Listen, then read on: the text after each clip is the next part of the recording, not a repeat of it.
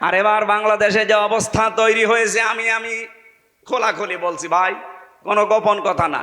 এই দেশে এখন দল দুইটা, হয় ইসলাম না ইসলামের হয় বিপক্ষে। এখন এক দল আছে এই দেশে শয়তানের দল, আর এক দল আল্লাহর দল, সে যে নামে আসুক। যারা আল্লাহর বিধান কায়েম করতে চায় তারা আল্লাহর দল, যারা শয়তানের বিধান কায়েম করতে চায়, মানুষের তৈরি করা আইন, সে যে নামে আসুক, ও শয়তানের দল। এই কথা বলেন না কেন? সুতরাং এই দেশে আর আপনি মাঝখানে থাকতে পারবেন না, যে কোনো একদিকে যাওয়াই লাগবে, হয় থাকবেন না যাবেন। এদেশে এখন সামনে কিন্তু বদরের ময়দান অলরেডি আসতেছে। বদরের ইতিহাস পড়েছি যে ছেলে বাবার বিপক্ষে অস্ত্র ধরেছে, স্বামী স্ত্রীর বিপক্ষে অস্ত্র ধরেছে। এবার বলেন তো সেই অবস্থা আসতেছে না? ভোট না, এটা ভোট যুদ্ধ। শুধু দোয়া দরুদ পড়ে আর তসবি পড়ে এবার হবে না, যুদ্ধ যেমন করা লাগে, ভোট ও যুদ্ধের ময়দানের মতো আসা লাগবে। অনেকে বলছেন যে যারা ঝামেলা করতে আসবেন বোর মহারণা পরিশোধ করে আসেন, নাই তো বাড়ি আর ঘুরে যেতে পারবেন না। কি সিদ্ধান্ত নিয়ে ফেলেছে দেখেছেন? হয় মরবো নাই মারব। আশা করছি আপনাদের বিবেক খুলবে, এখনো থামেন, নাই তো যা আরম্ভ করেছেন শেষে মাথা গোজার ঠাঁইও পাবেন না। এদেশে এখন যে অবস্থা চলছে, জোর করে জবরদস্তি করে টিকে থাকা এই দেশের মানুষের কাছে আর সম্ভব না। এদেশের মানুষের মনের ভেতরে প্রবেশ করতে হলে এদের জন্য কাজ করা লাগবে। কথা বলেন না কেন? আর এই সক্ষমতা বাংলাদেশ জামাত ইসলামের ভেতরে আছে। কারণ এই দল করতে হলে আপনাকে জামাত কর্মী হওয়ার আগে সমাজকর্মী হওয়া লাগবে। আন্দাজে উড়িয়ে এসে জুড়ে বসে আমি জামাতের নেতা হবে না, আপনাকে আগে জামাত কর্মী দাবি করলে সমাজকর্মী হওয়া লাগবে। বাংলাদেশ জামাত ইসলামীতে ওয়ার্ড থেকে শুরু করে কেন্দ্র পর্যন্ত একটা মানুষ আপনি দেখাতে পারবেন না যেখানে কাজ ছাড়া কেউ আছে। ও যদি রাস্তা ছাড়ো দেওয়া হয় তাও কাজ করে খায়, আর কাজ করে খেলে প্রতি মাসে যদি 15,000 টাকা উপায় হয়, 100 টাকার 5 টাকা তারা এমনিতেই জামাত ইসলামকে দান করবে। এটা জোর করা না, জবরদস্তি করা না, তার নিজের ইচ্ছায় সে দিয়ে আসবে। যার যেভাবে ইনকাম তাকে ওইভাবে দেওয়া লাগবে। কেউ যদি 1 লাখ টাকা উপায় করে মাসে, তারও 100 টাকায় 5 টাকা। আমার যেমন দেওয়া লাগে আপনারও দেওয়া লাগবে। অন্য কোন দলের এই সিস্টেম আমি পাইনি। আপনি যদি দেখাতে পারেন চলেন আমারে নিয়ে দেখান। আপনারা যে আন্দাজে এক ফতোয়া দেন যে এরাও চাঁদাবাজি করে, এরা এত টাকা পায় কোথায়, আপনি আসেন আমার সাথে, আপনাকে আমি একেবারে পাই টু পাই দেখাবো যে টাকা আসে কোত্থেকে। এদের নামে 1 বছর 1 মাস পার হয়ে গেল, একটা চাঁদাবাজির মামলা নেই সারা বাংলাদেশে। আপনি কি করেন কি?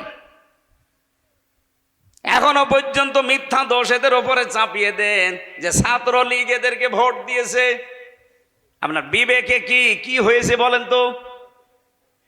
ছাত্র দল যদি 5,000 ভোট পায়, ঢাকা বিশ্ববিদ্যালয়ে ছাত্র শিবিরে মনে করেন 5,000, এখনো যে 9,000 বেশি পেয়েছে, 9,000 কি ফেরেস্তা দিয়েছে? আপনারা বলছেন ছাত্রলীগ দিয়েছে, আপনার লজ্জা করে না কথা বলতে? তাদের নিষিদ্ধ করা হয়েছে, দেশ থেকে তারা পালিয়েছে। আপনি এত দিন ধরে রাজনীতি করে এরা 14,000 প্লাস পায়, আর আপনি 5,000। আপনার বরাবরও যদি হয় 9,000 ভোট বেশি পায় কি করে, তাহলে আপনার রাজনীতি করার দরকার কি? আপনি তো দেউলিয়া হয়ে গেছেন। এই গোপন কথা মানুষকে বলা লাগে? এসব কথা বললে মানুষ বুঝে ফেলবে না? এমনিতেই দলে দলে মানুষ আসতেছে। আজ বড় বড় ব্যবসায়ী যারা বাংলাদেশের, সব আমিরে জামাতের কাছে যে ধর্ণা দিচ্ছে যে আপনারা আছেন, আমাদের চিন্তা নেই। কেন আপনাদের কাছে যায় না কেন? এখনো কিন্তু ভরাডুবি হওয়ার আগে চিন্তা করেন। ঢাকা বিশ্ববিদ্যালয়, জাহাঙ্গীরনগর বিশ্ববিদ্যালয়, যেখানে আজান দেওয়া পর্যন্ত নিষেধ ছিল, সলিমুল্লাহ হলে, মহসিন হলে আমি নিজে দেখেছি আজান দেওয়া এই 16 বছর নিষেধ ছিল। 16 বছর আজান হয়নি। ছাত্রলীগের ভাইরা বলতো আজান দিলে আমাদের ঘুমের ডিস্টার্ব হয় ফজরের সময়, এই জন্য আজান বন্ধ। এই ডাকসু নির্বাচন 9 সেপ্টেম্বর গেছে, এই রাত থেকে আল্লাহু আকবার ধ্বনি দিয়ে আজান আরম্ভ হয়েছে। জাহাঙ্গীরনগর আমি নিজেও ছিলাম 1 বছর। ওখানে এমন পরিবেশ থমথমে ছিল ওই সময়, পায়খানার ভেতরে ইশারা দিয়ে নামাজ পড়া লেগেছে, এইরকম পরিবেশ গেছে। আর সেখানে আজ উচ্চারণ হচ্ছে লিল্লাহে তাকবীর। এর চাইতে আর কি দেখতে চান? ডাকসু জাকসুই যদি এই অবস্থা হয়, আপনি রাজশাহী এ তো শিবিরের আতুর ঘর, আর চট্টগ্রামে তো অলরেডি শিবির জন্ম হয়ে গেছে। আর কুষ্টিয়া ভার্সিটিতে পা দিতেও পারবে না কেউ, ওখানে 100 জনের 100 জনই শিবির।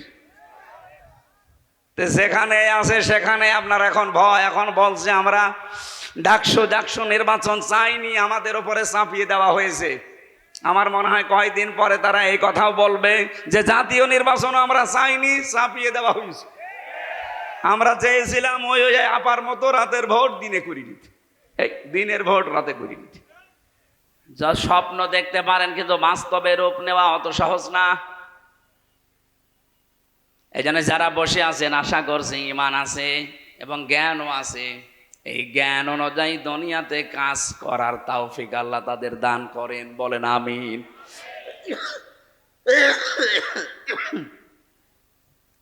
সামনে বসা মুসলমান ভাইরা কষ্ট করে আছেন বসে।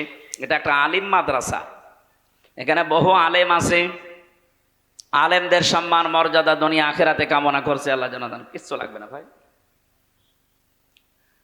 পর্দার আড়ালে শুধু ডানে বামে না, বিভিন্ন জায়গায় তারা বসে আছে। সম্মানিতা মা এবং বোনেরা, প্রশাসনের ভাইরা, প্রাণ প্রিয় রাজশাহীবাসী, আল্লাহর দরবারে শুকরিয়া জানাচ্ছি যে এই বৃষ্টি মুখর দিন, রাতেও আমাদের সারা রাত আজকে বৃষ্টি এখানেও হয়েছে, হয়তো নয়তো কাদা মাটি। সুতরাং এই ঘন্টা 2-3 সময় আল্লাহ আমাদেরকে কোরআন শোনার জন্য যে একটু বের করে দিলেন। আমরা তাফসীর আকারে কথা বলতে চাই, আপনারা থাকবেন তো ইনশাল্লাহ? এখানে মাগরিবের আজানের 10 মিনিট আগে আমরা ছেড়ে দেবো ইনশাল্লাহ। দল মত নির্বিশেষে অনুষ্ঠান। এটা কি শুধু জামাত ইসলামী বাংলাদেশের অনুষ্ঠান? না, এ কোরআন শরীফ শুধু জামাত ইসলামী বাংলাদেশের না। কিছু কিছু মানুষ এখন কথা তুলতেছে যে এনাদের নামে ইসলাম শব্দ থাকা জায়েজ নেই। কেন? তারা বলছে আমরা শুধু কোরআন মানি আর হাদিস মানি, এজমা কিয়াস ইজতিহাদ এগুলো আমরা মানি না। আপনি তো কোরআনও মানেন না, মানেন চাপাবাজি আর সাদাবাজি। বলেন আপনাদের জীবন যারা একথা বলে যে জামাত ইসলামী বাংলাদেশ, এখানে ইসলাম শব্দ থাকা যাবে না, শুধু জামাত বাংলাদেশ। আপনারা দলিল দিচ্ছেন যে আমরা কোরআন আর হাদিস মানি, বাকি কিছু মানি না। ওনারা যা করে কোরআন হাদিসে পড়ে না, আপনি যা করেন ওটা কোরআন হাদিসে পড়ে। আপনার চাঁদাবাজি আর সাদাবাজি কোরআনের কোন জায়গায় আছে আপনি দেখান তো। সেদিন একটা হাদিস পড়ছিলাম জেলা ইউনিটের বৈঠকে, বিশ্বনবী জানিয়েছেন আনাবি যাররিন রাদিয়াল্লাহু তাআলা আনহু ক্বাল ক্বালান নবিয়্যু সাল্লাল্লাহু আলাইহি ওয়াসাল্লাম মান ইদ্দাআ মা লাইসা লাহু ফালাইসা মিন্না ওয়ালিয়াতাবাওয়া মাকআদাহু মিনান নার। মুসলিম শরীফের হাদিস, একটু খেয়াল করে শুনবেন। নবীজি বলেন যে জিনিস তোমার না, ওই জিনিস যদি তুমি নিজের দায়িত্বে নিয়ে নাও, তাহলে 2টা শাস্তি ওই দিন থেকে তোমার শুরু হয়ে যাবে। আবার বলছি, যেই জিনিস তোমার না ওইটা যদি নিজের আয়ত্তে তুমি নিয়ে নাও, জোর করে হোক, জবরদস্তি করে হোক, দখল করে হোক, চাঁদাবাজি করে হোক, যেভাবেই নিজের দায়িত্বে যদি নিয়ে রাখো, ওই দিন থেকে তোমার শাস্তি হবে 2টা। 1 নম্বরে ফালাইসা মিন্না, আমি নবী বললাম তুমি আমার উম্মত আর নেই। নবীজি বলছে ফালাইসা মিন্না, তুমি আর উম্মত নেই। বলেন তো, ইহুদিরা নবীর উম্মত, খ্রিস্টানরা উম্মত, হিন্দুরা উম্মত, বৌদ্ধরা উম্মত। ওরা মারা গেলে জানাজা হয়, বলেন বলেন। তাহলে যেই মুসলমান দাবি করে নবীর উম্মত থেকে খারিজ হয়ে গেল, তাহলে ওর জানাজা পড়ে কবরে দিয়ে কি লাভ হবে? আপনি তো নবীর উম্মতই নেই। যদিও ভাষাটা একটু কড়া হয়ে যাচ্ছে, বাস্তবতা এটাই। যারা অন্যের সম্পদ আজ নিজের দখলে নিয়ে বহু আনন্দে আছেন, আপনার নামের আগে মোহাম্মদ থাকতে পারে, আল্লাহর কসম আপনি নবীর উম্মত নেই। এবার আপনি এই হাদিসের এই প্রথম অংশ অনুযায়ী বলেন, বাংলাদেশে এরকম মানুষ আছে না নেই? বলেন বলেন, নাম ধরবো। এ রাজশাহীতে বহু অলি আল্লাহর নাম আমি জানি। 2 নম্বরটা আরো কঠিন, ওয়ালিয়াতাবাওয়া মাকআদাহু মিনান নার, সে যেন জাহান্নামে নিজের একটা স্থান বরাদ্দ করে নিল। আমার তো এই হাদিস পড়ার পর থেকে ভয় যে 1 বছর 1 মাসে বহু নবীর উম্মত দাবিদার খারিজ হয়ে গেছে। আমি আমার কুষ্টিয়ারটা জানি, বহু মানুষ এখন আর নবীর উম্মত নেই। ইহুদি মরে গেলে যদি আমারে জানাজা পড়াতে না ডাকেন, নবীর উম্মত যে লোকটা আর নেই ও মরে গেলে আমারে জানাজা পড়াতে ডাকেন কেন? ওর জন্য আমি না কাবার ইমামত যদি এসে জানাজা পড়াই কবুল হবে? বলেন বলেন, কি বলবে সেই ইমাম সাহেব এসে? বিসমিল্লাহি ওয়া আলা মিল্লাতি রাসূলিল্লাহ, আল্লাহর নামে রাসূলের দলে তুলে দিয়ে গেলাম, অত আল্লাহর নামেও নেই, রাসূলের দলেও নেই। আশা করছি আপনার বিবেকে ধাক্কা লাগবে। এরপরেও যদি কারো বিবেক না খোলে, আমার মনে হয় তার বিবেকের ওপরে কুকুরে পেশাব করেছে। 2 নাম্বারটা যেহেতু আরো কড়া, ওয়ালিয়াতাবাওয়া মাকআদাহু মিনান নার, সে যেন জাহান্নামে নিজের একটা স্থান বরাদ্দ করে নিল। আল্লাহ তুমি আমাদেরকে বাঁচাও। হ্যাঁ, এখানে একটা টিকা আছে, হাদিসের টিকাটাও বলছি, এদিকে তাকান। বহু মানুষ এই 1 বছরের ভেতরে ফতোয়া দিয়েছে যে বাংলাদেশ জামাত ইসলাম ওই হাদিসের ভেতরে আছে। কেন? কারণ তারা ইসলামী ব্যাংক দখল করে নিয়েছে। এত বড় ডাহা মিথ্যা কথা আপনি বলতে পারলেন? ইসলামী ব্যাংকে আপনার বাবার, যাদের ব্যাংক তারা ফেরত পেয়েছে, এদের মাথার ঘাম পায়ে ফেলা ব্যাংকটা এতদিন হাত ছাড়া হয়ে গিয়েছিল, এতদিন কেড়ে নিয়েছিল জালেমরা, এখন তারা ফেরত পেয়েছে। এটা চিন্তায় বলে না নিজের জিনিস নিজে ফেরত পাওয়া। আপনার কোন জিনিস যদি হাত ছাড়া হয়ে যায়, ওইটা যদি আপনি ফেরত পান, তাহলে এই হাদিসের শাস্তির আওতা মুক্ত থাকবেন। সুতরাং আন্দাজে এই দোষ দেওয়া যাবে না যে এরাও ছিনতাইকারী। ডাকসুতে নির্বাচনে যারা ভোট দিয়েছে, কেন্দ্রীয় একজন নেতা, আমি নাম নিলাম না, উনি কালকে রাত 12টার সময় টকশে বলছিল যে আমি কেন্দ্রের দায়িত্বে আছি, অথচ আমার 2 জন ভাতিজা ঢাকা বিশ্ববিদ্যালয়ে, তারা আমার দলের লোককে ভোট না দিয়ে ভোট দিয়েছে শিবিরকে। জিজ্ঞাসা করলাম বাড়িতে এসে যে ভোট দিয়েছিস কাকে? বলছে চাচা শিবিরকে। কেন? ওরা পানি খেতে দেয়, পানির ফিল্টার দিয়েছে, এসি লাগিয়ে দেয়, আর আপনি যাদের কথা বলেন ওরা এসি খুলে দেয়, পানির ফিল্টার ফেলে দেয়। আপনি বাঁচাবেন কি করে? আপনার নিজের ভাতিজায় হাতছাড়া হয়ে যাচ্ছে। আশা করছি আমার যে ধারণা বাংলাদেশ সম্পর্কে, আমি যতটুকু দেখতে পাচ্ছি, এদেশে ইসলাম এবার সংসদে যাবে। আর একবার যদি যেতে পারে না, 5 বছর লাগবে না, মাত্র 2 বছর ইসলাম এমন কায়দা কৌশল চালাবে, কিয়ামতের আগে এদেশে কোনো মুনাফিক আর ইসলামের কাছ থেকে এদেশ কেড়ে নিতে পারবে না। কিন্তু অনেক আলেম আমি দেখতে পাই, বহু আলেম এখনো পর্যন্ত অ্যাক্টিভ না। এরা বলে হুজুর দোয়া করেন, গোপনে আছে। গোপনে আছে মানে? আপনি এইরকম অবস্থায় যদি বলেন যে আমি গোপনে আছি, আপনি ওপেন হবেন কবে? ইসলাম চলে আসলে আপনি ওপেন হবেন, তখন আপনার দরকার কি? আর আপনার কেন এই ধারণা হয়, এই অবস্থা তৈরি হওয়ার পরেও, যে ইসলাম যদি না আসে তাহলে আমি অ্যাক্টিভ ভাবে নাজমুল হকের পক্ষে কাজ করবো, আর ইসলাম আসবে না, তখন আমার ইমামতি থাকবে। তো আপনি ইমামতি নিয়ে আসেন। ছেলে যদি মাইক হাতে নিয়ে এলাকার মানুষকে শোনায় যে আমার বাবার সম্পদ আমি পাই কি না পাই, আমার সন্দেহ লাগে, বলেন তো এটা কি বৈধ সন্তান না জারজ? বলেন বলেন, আপনার বাবার সম্পত্তি আপনি পাবেন না, পাবে কি রবিউল? এরকম তৈরি করে দিল আল্লাহ, এত সহজ। এরপরও আপনার মনের ভেতরে দোদুল্যমান অবস্থা কেন? আশা করছি সব বাদ দিয়ে দেন। ওয়ালা তাহিনু ওয়ালা তাহজানু ওয়া আনতুমুল আ'লাউনা।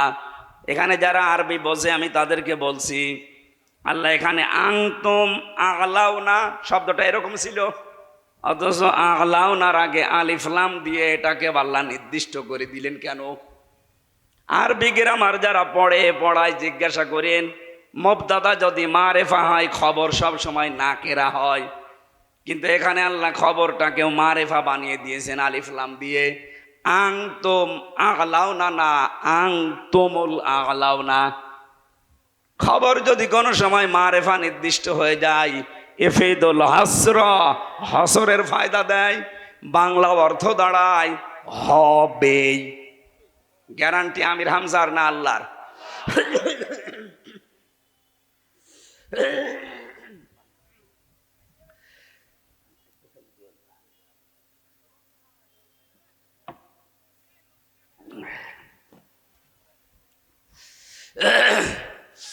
ওরা যে শাহীবাসী, আল্লাহ যদি গ্যারান্টি দেয় যে আপনার ভয় কিসের, আর মনের ভেতরে কেন হীনমন্যতায় ভোগেন? কোনো ভয় নেই, কোনো চিন্তা নেই, কোনো দুশ্চিন্তা নেই। আল্লাহ বলেন বিজয় হবেই যদি মমিন হতে পারো। কি হতে পারো? বলেন বলেন। আমার প্রশ্ন আমার রাজশাহীবাসীর কাছে, বিজয় দেওয়ার একচ্ছত্র মালিকানা কে? আরো জোরে বলেন। মমিন হওয়ার মালিক কে? এদিকে আসে। আল্লাহ মমিন হবে? আল্লাহ তো মমিন আছে। হ্যাঁ, একেবারে সব হা বললে হবে? আমি আবার প্রশ্ন করছি, বিজয় দেওয়ার একচ্ছত্র মালিকানা ভারতের, আমেরিকার, কার? আর মমিন হওয়ার দায়িত্ব কার? আমাদের। তাহলে আমাদের মমিন হওয়া লাগবে নাকি? আশা করছি আমরা কাঙ্ক্ষিত মানের মমিন হতে হলে 50টা বিষয় আছে কোরআনের ভেতরে। 50 জায়গায় আল্লাহ মমিনের বিভিন্ন গুণাবলী দিয়েছেন। আপনারা ওইগুলো দেখে দেখে দেখে দেখে পড়ে নিজের ভেতরে অর্জন করেন।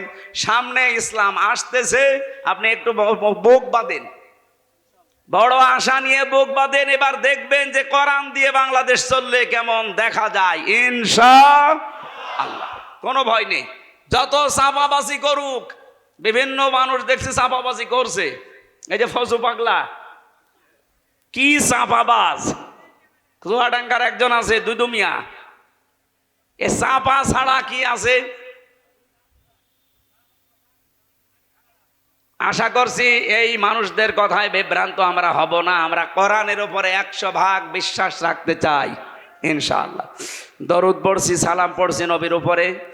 তেলাওয়াতকৃত আয়াত আমার সূরা আরাফ 26 নাম্বার আয়াত, একটা মাত্র আয়াত পড়েছি। লক্ষ লক্ষ হাদিস থেকে একটা হাদিসের অর্ধেক পড়েছি। এবার আসেন তো এই দুইটার সামনে নিয়ে কিছু কথা বলি। সূরা আরাফ এর বাংলা অর্থ হচ্ছে প্রাচীর। আরাফ নামক একটা প্রাচীর আল্লাহ বানিয়েছেন। অবাইনাহুমা হিজাব وعلى الأعراف رجال يعرفون كلا بسيماهم إلى آخر آيات। আরাফ নামক একটা প্রাচীর আল্লাহ জান্নাত আর জাহান্নামের মাঝে আল্লাহ বানিয়ে রেখেছেন। নবীজি বলেন আল্লাহ এখানে কিছু মানুষকে দাঁড় করিয়ে রাখবে, এদেরকে জান্নাতেও দেবে না, জাহান্নামেও দেবে না। এদিকে তাকান। সাহাবী প্রশ্ন করলেন, হে নবী এদেরকে জান্নাতে দেবে না কেন? নবীজি বললেন এরা জান্নাত পাবে না শুধু একটা কারণে, এদের সবই ভালো ছিল, মা বাবার সাথে আচরণ ভালো ছিল না। এবার আসেন আমি মেয়েদেরকে 2 মিনিট বলবো। সম্মানিতা মা বোনেরা, আমি খুব ভালোবাসি আপনাদেরকে, কারণ নবীজি বলেন আমার কাছে 3টা জিনিস প্রিয়, একটা সুগন্ধি, একটা নামাজ, আর একটা মেয়ে মানুষ, সেটা আমার নিজের স্ত্রী। এই জন্য মা বোনদেরকে আমিও ভালোবাসি নবীর হাদিস অনুযায়ী। আরাফ সূরার তাফসীর পড়তে গিয়ে আমি দেখলাম আপনারা অধিকাংশ জাহান্নামে দৌড়াচ্ছেন। নিজে শুধু না, 4 জন পুরুষ মানুষকে সাথে নিয়ে যাচ্ছেন, হয় বাবাকে, নাই বড় ভাইকে, নাই স্বামীকে, নাই বড় ছেলেকে।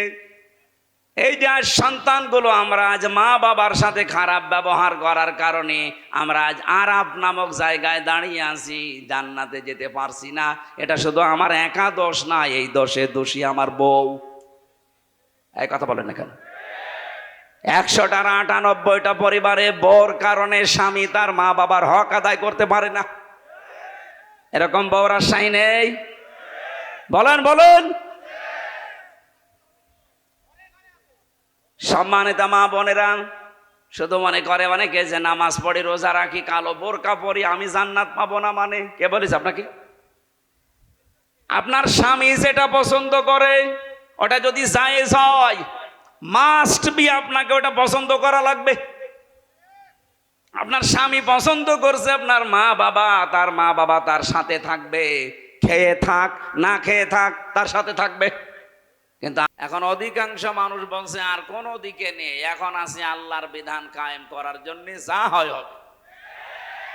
গত শুক্রবারে আমার ইউনিয়নে জমার নামাজের পরে 18 জন নেতা সবের নেতৃত্ব দেয় এলাকায়। তারা বলছে এতদিন ভুল পথে ছিলাম, এখন আল্লাহর বিধান কায়েমের জন্য আপনার হাতে হাত দেব। আমি বললাম কালেমা পড়ানো লাগবে? বলছে না, কালেমা পড়ানো লাগবে না, তবে আসি আপনার সাথে। বলে এতদিন বলে ডাকশো আর জাকশো আমাদের বিবেক খুলে দিয়েছে। সারা দেশে আমি কোরআনে কারিমের একটা আয়াত পড়ছিলাম, এর আগেও বহুবার পড়েছি। ইদা জা নাসরুল্লাহি ওয়াল ফাত, যখন আল্লাহর সাহায্য আসবে হে নবী আপনি বিজয় দেখতে পাবেন। এই যে বিজয় যখন আপনি দেখতে পাবেন, কমপক্ষে 9টা নমুনা আসবে আপনার সামনে। কোন জাতিকে যদি আল্লাহ বিজয় দান করে 9টা জিনিস একটা একটা করে তাদেরকে দেখায়। প্রথম নাম্বারে অরাইতান নাসা ইয়াদখুলুনা ফি দীনিল্লাহি আফওয়াজা, হে নবী আপনি দেখবেন দলে দলে পালে পালে মানুষ ইসলামে প্রবেশ করছে। সেদিন 100 হিন্দু পরিবার এসেছে। হিন্দু মানুষরা এখন বিশ্বাস করছে দেশে ইসলাম ছাড়া নিরাপদে থাকার কোনো দল নেই।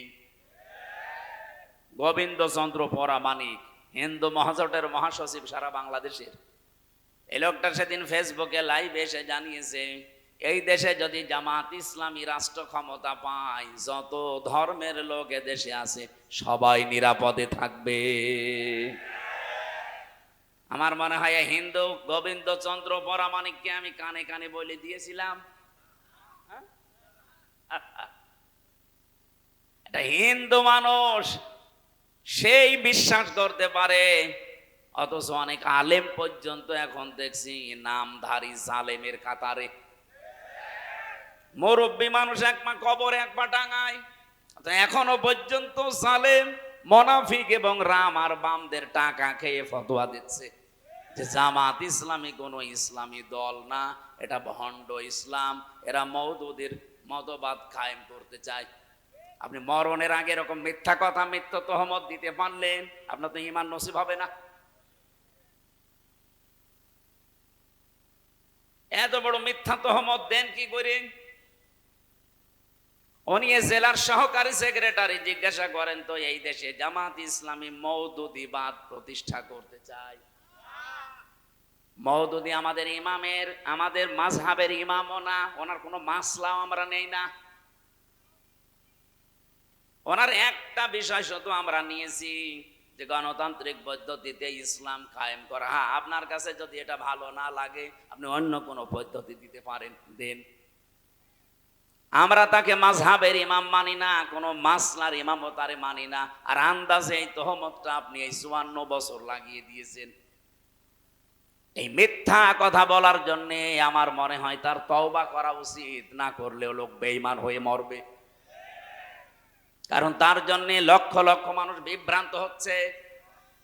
একটা মানুষ যদি একজনকে মেরে ফেলে, তাকে মেরে ফেলেন, তার গুনাহ শেষ।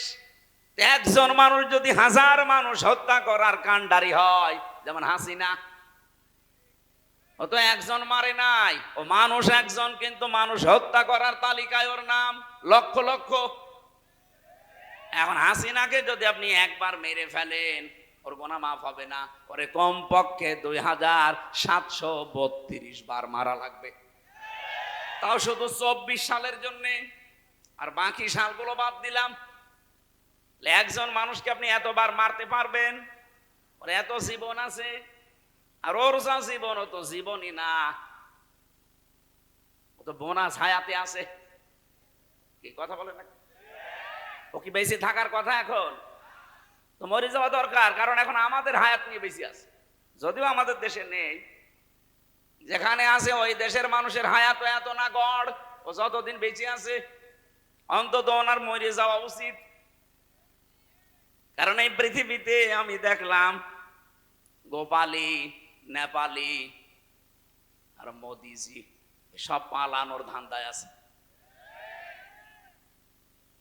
তা আমি যেটা বোঝাতে চাই, একজন মানুষ যদি একজন মানুষকে বিভ্রান্ত করে, তার একটা গুনাহ হয়েছে। আর ওই একটা লোকের কথার দ্বারা, কাজের দ্বারা যদি লক্ষ লক্ষ মানুষ বিভ্রান্ত হয়, ওকে আপনি একবার শাস্তি দিলে ওর গুনাহ মাফ হবে না। এই জন্য ইসলামের নাম নিয়ে হোক আর অন্য কোনো নাম নিয়ে হোক, এদেশে যেহেতু এখন সব ইসলাম এক জায়গায় হওয়ার একটা সম্ভাবনা দেখা অলরেডি দিয়েছে। যাদের ভেতরে এতদিন ছোটখাটো বিষয় নিয়ে মত পার্থক্য ছিল, এখন সব বাদ দিয়েছে। তারা বলছে এবার ইসলামের বাক্স যাবে একটা। এই জন্যই তো জালেম আর মুনাফিকদের মাথা খারাপ হয়ে গেছে। তারা এতদিন যারা আমারে বলতে হুজুর দোয়া করেন, এখন দোয়া না বদদোয়ার জন্য ডাকে না। তারা বুঝে ফেলেছে যে 8 দল না, এদেশে আরো যারা ইসলাম চায় তারা যদি সব এক হয়ে যায়, এখন যাদের ডাকে সাড়া দিয়ে হচ্ছে তাদের বিরুদ্ধে টার্গেট লাগাও। এই কারণে জামাত ইসলামী ভণ্ড, এরা মওদুদিবাদ, এই কথাগুলো এই 54 বছর পরে আবার নতুন করে আরম্ভ করেছে অনেক আলেম নামে জালেম। আমি জালেমই বলবো, কারণ মিথ্যা কথা বলেন কেন আপনি? সুতরাং জামাত ইসলামী এখন আর ফো দিয়ে শুধু তাবিজ করে এদেশ থেকে উড়িয়ে দেওয়া যাবে না। এ কিন্তু রাজধানী থেকে শুরু করে ওয়ার্ড পর্যন্ত এদের কমিটি এখন একেবারে মানে শিকড় গেড়ে অলরেডি মাটি নিচে চলে গেছে। এই জন্য এই সমস্ত ধান্দায় যারা আছেন, এই ধান্দাবাজি বাদ দেন। এদেশের মানুষ এখন কিন্তু সচেতন। আগস্টের 5 তারিখের আগে দেশের মানুষ আর বসবাস করে না। এখন চলছে সেপ্টেম্বর মাসের 17 তারিখ না 18 তারিখ। এই জন্য হিসাব নিকাশ করে চলেন। আশা করছি আপনাদের বিবেক খুলবে। এরপরও যদি কেউ দাদা বাবুদের কথায় নাচেন, যা হয়েছে আপার আপনাদেরও তাই হবে। আপনাদের আমরা ভালোবাসি, আপনারা মুসলিম মানুষ। আশা করছি অন্তত ভারতের আগ্রাসন যেন এদেশে আর ডানা বাঁধতে না পারে। যাদের দ্বারা বাঁধবে জাতি কিন্তু খুব সতর্ক, তাদেরকে চিনে ফেলবে, জীবনের মতো তাদেরকে তালাক দেবে। এদেশে কোনো ভারত প্রীতি চলবে না। কথা বলেন না কেন? এই দেশ যদি চলে, দেশের 18 কোটি মানুষের সিদ্ধান্ত অনুযায়ী চলবে। কোন দাদা কোন বাবার কথায় আমরা চলতে চাই না। আজকের মাহফিলে আলোচনা রাখলেন সেই খুলনা থেকে এসেছে অনেক কষ্ট করে মাওলানা রবিউল ইসলাম, মাওলানা হোসাইন মাহফুজ। ব্যবস্থাপনায় আছেন আব্দুল্লাহ আল মামুন উজ্জ্বল মাস্টার। ওখানে দাওয়াত দিয়েছিলেন আমার যিনি রওশন আলম নাকি যেন নাম ব্যক্তিটার, রওশন আলম। মঞ্চে বসে আছেন আপনাদের এলাকার অবশ্যই সম্মানিত, নয়তো এখানে আপনারা চেয়ার দিতেন না। এদের সম্মান আর মর্যাদা কামনা করছি তাদের ঈমান এবং আমল অনুযায়ী। আমি যে কথা বলি ওখান থেকে একটা শিক্ষা বের করার চেষ্টা চালাই। দেখেন তো কেন ওনাদের আগে সম্মান কামনা করলাম। আল্লাহ রাব্বুল আলামিন জানিয়েছেন, ইয়ারফাউল্লাহুল্লাযীনা আমানু মিনকুম ওয়াল্লাযীনা উতুল ইলমা দারাজাত। তোমাদের ভেতরে যারা ঈমান আনে আর ঈমানের দাবি অনুযায়ী যে মানুষগুলো এলেম অর্জন করে আমল করে, এই 2টা গুণ যাদের ভেতরে আমি দেখতে পাই। ইয়ারফা এটা মোজারে, বর্তমান ভবিষ্যৎ, প্রেজেন্ট ফিউচার। আল্লাহ পাক দারাজাতুন না দিয়ে দারাজাত বহু বচন দিয়ে জানাতে চেয়েছেন।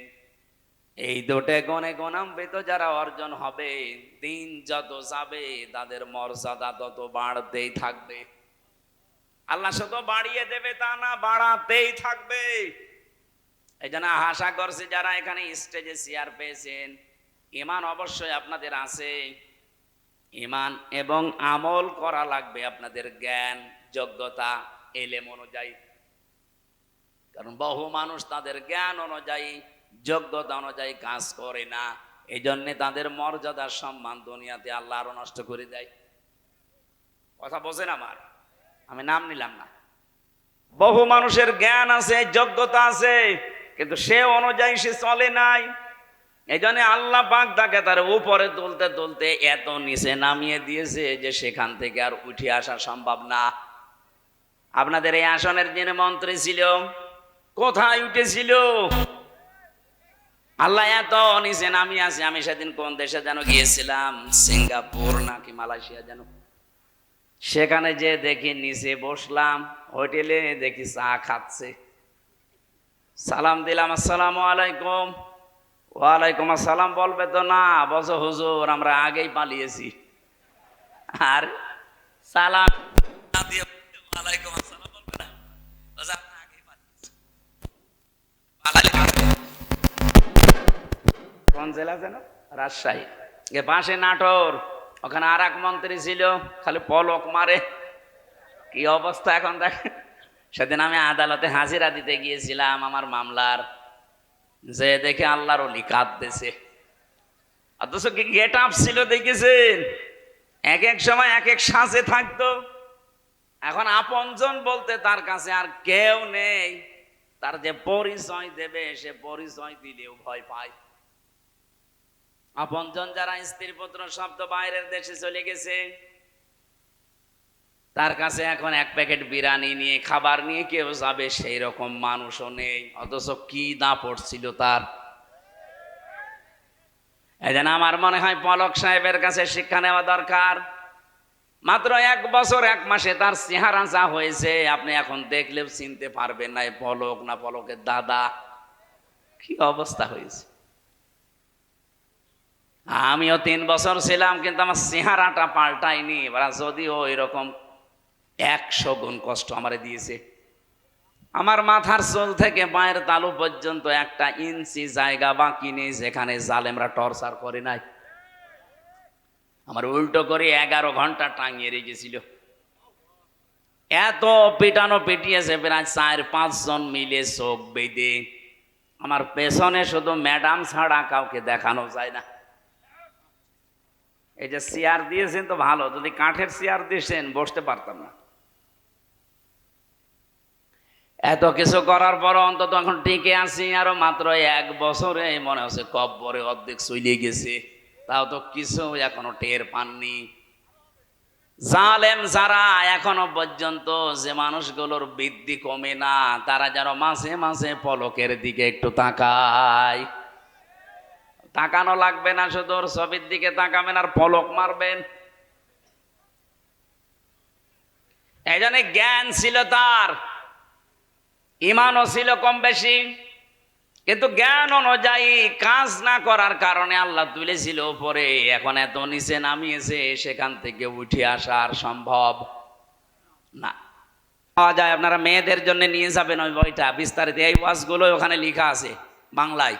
আশা করছি ওটা নিয়ে পড়াবেন। ওদের মনটা আল্লাহ যেন ফাতেমাতো জহরার মতো, হযরত রুকিয়ার মতো উদার করে দেন। বলেন আমিন। 2 নম্বরে সাহাবী বললেন, হে নবী, এরা জান্নাতে যেতে পারছে না মার বাবার অবাধ্যতার কারণে, জাহান্নামেও এরা যাচ্ছে না। নবীজি বললেন, না, এদেরকে আল্লাহ জাহান্নামেও দেবে না। বিশ্ব নবী ওই দিন একটা কথা উচ্চারণ করেছিলেন, এদেরকে আল্লাহ জাহান্নামে দেবে না একটা কারণে, এরা দুনিয়ায় যাই করুক না কেন দিন কায়েমের জন্য এরা চেষ্টায় ছিল। এই হাদিসের যে ব্যাখ্যা আমি পড়েছি, মুহাদ্দিসিন কিরাম লিখেছেন, কোন মানুষ যদি মন থেকে জমিনে আল্লাহর বিধান কায়েম করার জন্য চেষ্টা করে, দিন কায়েমের জন্য যদিও চেষ্টা অব্যাহত রাখে, জমিনে যদি বিধান কায়েম নাও হয়, আল্লাহ তাকে অন্তত জাহান্নামে দেবে না। আপনার চাইতে যেহেতু কোরআন হাদিস হালকা হলেও বেশি পড়েছি, আমি কোরআনের ওপরে আমার অনার্স মাস্টার্স করা আছে। আল্লাহর কসম, এই হাদিসের ব্যাখ্যা আমি যা বুঝেছি সেইটাই বোঝাই। এ পৃথিবী থেকে যদি জাহান্নামে যেতে না চান, দিন কায়েমের জন্য যারা এই জমিনে চেষ্টা করছে, আপনি তাদের সাথে থাকবেন। ইয়াদখুলুনাল জান্নাহ ইল্লা মান আবা কিলা ইয়া রাসূলুল্লাহ মান হুয়া আবা ক্বালা রাসূলুল্লাহ সাল্লাল্লাহু আলাইহি ওয়াসাল্লাম মান আতাআনি দাখালাল জান্নাহ ওয়া মান আসানি ফাকাদ আবা রাহু ইবনে মাজাহ وقال تعالى في شان حبيبي إن الله وملائكته يصلون على النبي يا أيها الذين آمنوا صلوا عليه وسلموا تسليما اللهم صل على محمد وآله وصحبه وبارك وسلم জীবনে কখনো তুমি মিথ্যা বলনি, তাই তো তোমায় পেতে কাঁদে ধরনি। তোমারই মতো নেতা পেলেও গো ফুটতো সুখেরি গোলাপ চামেলি বকুল। সুবহানাকা লা ইলমা লানা ইল্লা মা আল্লামতানা ইন্নাকা আনতাল আলিমুল হাকিম। আলহামদুলিল্লাহ। বাংলাদেশের ঐতিহ্যবাহী জেলা রাজশাহী চারঘাট থানার অন্তর্গত নন্দনগাছি হাবিবপুর আলিম মাদ্রাসা ময়দানে বাসুপাড়া দারুল কোরআন হাফিজিয়া মাদ্রাসার উন্নয়ন কল্পে তাফসিরুল কোরআন মাহফিল, এটা 56 বছর চলছে, ঐতিহাসিক একটা অনুষ্ঠান। সম্মানিত সভাপতি জনাব নজরুল ইসলাম, সিভিল ইঞ্জিনিয়ার, দামাত বারকাতুহুমুল আলিয়া। প্রধান অতিথি সহকারী সেক্রেটারি বাংলাদেশ জামাতে ইসলামী রাজশাহী জেলা শাখা। উনি এই আসনের জন্য বাংলাদেশ জামাতে ইসলামী থেকে নমিনি, এমপি পদপ্রার্থী নয়। কে যেন ঘোষণা দিল যে উনি এমপি পদপ্রার্থী না। বাংলাদেশ জামাত ইসলামী থেকে যে 300 জনকে ঘোষণা দেওয়া হয়েছে, এরা যদি পদ চেয়ে নেয় কোনোদিন পাবে না। এটা বাংলাদেশ জামাত ইসলামী একটা দৃষ্টান্ত স্থাপন অলরেডি করে ফেলেছে বাংলাদেশে, যা এখনো অন্য কোনো দল করতে পারে নাই। বলেন অন্য কোনো দল দেখেন কি শুরু হয়। আমরা এই যে 300 জন নমিনেশন পেয়েছি সারা বাংলাদেশ থেকে, আমরা কেউ পদপ্রার্থী না। এমনকি আমি নিজে কুষ্টিয়া 3 আসনে, উনি বাঘা 4 ঘাটের জন্যে। বলেন তো, জিজ্ঞাসা করেন ওনারে, উনি যেই দিন নাম ঘোষণা হবে ওই দিনও জানতেন কিনা? জানতেন না।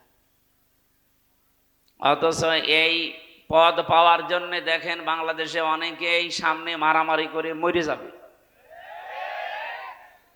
আমি কি বেশি বলে ফেললাম না? আপনি দেখবেন তারপরে বলবেন। এ পদটা নিয়ে আসতে কমপক্ষে 5-7 কোটি, 10 কোটি, 20 কোটি টাকা তো লাগবেই। এমনকি এ পদ পাওয়ার জন্য অনেকে মরে যাবে, কারণ তাদের উদ্দেশ্য শুধুমাত্র জনগণের সেবা করা না, তাদের আর একটা সেবা আছে। কিন্তু জামাত ইসলামী থেকে এইরকম কোনো ধান্দাবাজ নেই। অলরেডি ঘোষণা আপনারা শুনেছেন আমির জামাতের কাছ থেকে, যে এই দল থেকে কেউ যদি এমপি হয়, মন্ত্রী হয়, 5 বছরে তার একটা টাকা বাড়বে না, যা আছে আরো কমে যাবে। এই দেশে 73টা দল, কোন দল এই গ্যারান্টি দেখতো ওই দল থেকে এমপি দাঁড়াবে না? বলবো ঝামেলা করে লাভ কি? আমার ওখানে যিনি আছেন উনি অলরেডি ঘোষণা অলরেডি দিয়েছেন যে দরকার হয় আমি 100 কোটি টাকা খরচ করব, তারপরও এই আসন আমার চাই। আপনার কি লাভ ভাই? আমাদের 1 টাকা খরচও নেই, 1 টাকা তোলার ধান্দাও নেই। আর আপনি 100 কোটি টাকা যদি খরচ করেন, কমপক্ষে 5 বছরে 500 কোটি টাকা তুলবেন। আর যেভাবেই তুলবেন এগুলো তো সব জায়েজ নাকি? এই কারণে আমাদের অবস্থা এই জায়গায় দাঁড়িয়েছে, আগামীতে দাঁড়াবে না ইনশাআল্লাহ। যিনি আজকের প্রধান অতিথি বিশিষ্ট ইসলামী চিন্তাবিদ, শিক্ষাবিদ অধ্যক্ষ জনাব নাজমুল হক দামাত বারকাতুহুমুল আলিয়া, বলেন আমিন। বিশেষ অতিথি সেক্রেটারি বাংলাদেশ শ্রমিক কল্যাণ ফেডারেশন রাজশাহী বিভাগ, রাজশাহী জেলা, মাওলানা শফিকুল ইসলাম। আমন্ত্রিত অতিথি অনেক মানুষের নাম দিয়েছেন আপনারা, জনাব আবুল কালাম আজাদ, সোহেল রানা না সোফেল রানা, সোফেল ভুল হয়েছে মনে হয়, সোহেল রানা হওয়ার কথা ছিল হয়তো নাকি, জনাব আয়ুব আলী এবং মিজানুর রহমান। এখানে যাদের নাম দেখলাম এদের নামে দেখেন এখানে কিছু লেখা আছে। একজনের লিখেছেন আমির বাংলাদেশ জামাত ইসলামী চারঘাট উপজেলা, বাংলাদেশ জামাত ইসলামী চারঘাট উপজেলার সহকারী সেক্রেটারি, বাংলাদেশ জামাত ইসলামী চারঘাট উপজেলার সেক্রেটারি, বাংলাদেশ জামাত ইসলামী নিমপাড়া ইউনিয়নের আমির। আমার মনে হয় বাংলাদেশ জামাত ইসলামী এখন শুধু ইউনিয়ন না, ওয়ার্ড না, এখন ঘরে ঘরে পর্যন্ত পৌঁছে গেছে। এদেশে এখন একটা ঘরও নেই যে ঘরের মানুষ জানে না যে এদেশে জামাত ইসলামী নামে একটা দল আছে। সে ভালো জানুক আর খারাপ জানুক, কে কথা বলে না কেন? এই খারাপ জানানোর পেছনে এই 54 বছরে যারা দায়িত্বে ছিল তারা দায়ী। এরা এই সত্য মিথ্যা মিশ্রণ করে এদের বিরুদ্ধে শুধু প্রোপাগান্ডা চালিয়েছে, অথচ জনগণের কাছে 54 বছর আসতেই দেয়নি। 1 বছর মাত্র এসেছে, দেখেন দলে দলে পালে পালে মানুষ এখন ইসলামে আসতেছে। বিশেষ করে ডাকসু আর জাকসুর পরে তো টর্নেডো বয়ে যাচ্ছে দেশে। আমি তো আর রাজশাহী শুধু না, এই দেশে 630টা থানা, প্রায় সব জায়গায় কম বেশি দৌড়াচ্ছি।